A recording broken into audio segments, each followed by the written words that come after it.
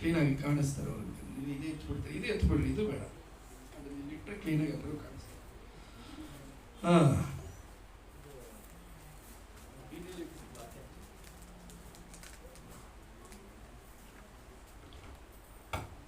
ದೇವರು ನಮಗೆ ಸ್ತೋತ್ರವಾಗಲಿ. ನೀವೆಲ್ಲರೂ ಪ್ರಾರ್ಥನೆ ಮಾಡ್ಕೊಳ್ತಾ ಇದ್ದೀರಾ ಅಂತ ನಾನು ಅನ್ಕೊಂತೀನಿ.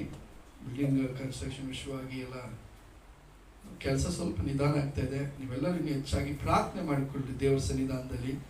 ಬೇಗ ಕೆಲಸಗಳು ಆಗುವಂತೆ, ಕೆಲಸಗಾರ ಸಿಗೋದಕ್ಕೋಸ್ಕರ ನೀವೆಲ್ಲರೂ ಪ್ರೇಯರ್ ಮಾಡಬೇಕಂತ ಪ್ರೀತಿನ ಕೇಳಿಕೊಡ್ತೀನಿ. ಎಲ್ಲ ವಾಕ್ಯಕ್ಕೆ ಶ್ರದ್ಧೆಯಿಂದ ಕೂತಿದ್ದೀರಾ?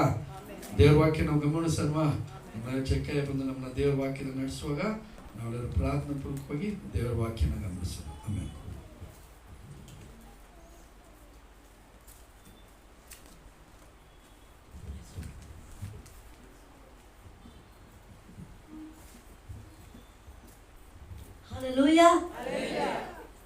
ಸ್ಟೇಜ್ ಇತ್ತು, ಎತ್ತರ ಬೆಳೆದಿದ್ದೆ. ಸ್ಟೇಜ್ ಇಲ್ಲ, ಮತ್ತೆ ಕುಳಿಗಾಗಿದ್ದೀನಿ. ಹಾಲೆಲೂಯಾ, ಸಂತೋಷನಾ?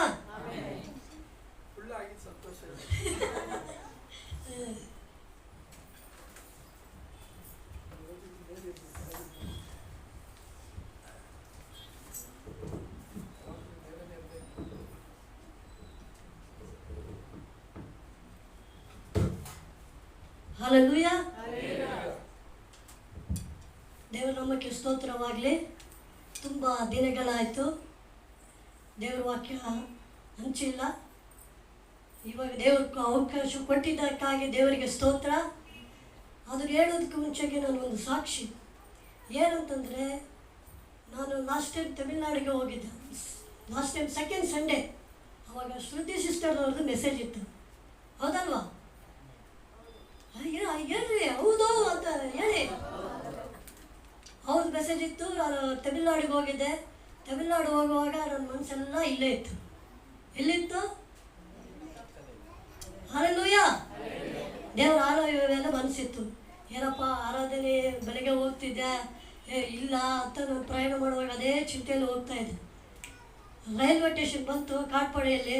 ಬಿಟ್ಟ ತಕ್ಷಣ ಫಸ್ಟ್ ಆಟೋ ಮುಗಿಸ್ಕೊಂಡು ಸೀದಾ ಹೋಗಿದೆ ಚರ್ಚಲ್ಲಿ. ನೀವು ಹೋಗಿ ಆ ಫಂಕ್ಷನ್ ನೀವು ಅಟೆಂಡ್ ಆಗಿರಿ, ನನ್ನ ಮೇನ್ ಫಂಕ್ಷನ್ ಇದೆ ಚರ್ಚು, ಅದು ಫಸ್ಟ್ ಮುಗಿಸ್ಕೊಂಡು ಬಂದುಬಿಟ್ಟು ನಾನು ನಿಮ್ಮ ಕಡೆ ಬರ್ತೀನಿ ಅಂತ ಹೋದೆ. ದೇವರ ಆರಾಧನೆ ನಡೀತಾ ಇತ್ತು. ಎಲ್ಲರಿಗೆ ನೋಡ್ತವ್ರೆ,